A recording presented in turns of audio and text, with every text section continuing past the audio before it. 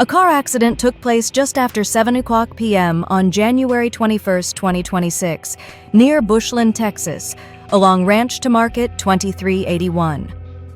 Authorities say a 27-year-old man driving a southbound Honda Accord crossed into the oncoming lane for unknown reasons.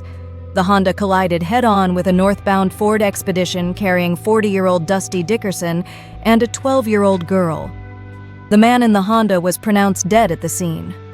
Dickerson suffered serious injuries, while the minor had minor injuries. Both were transported to local medical facilities for treatment. The cause of the crash is still under investigation.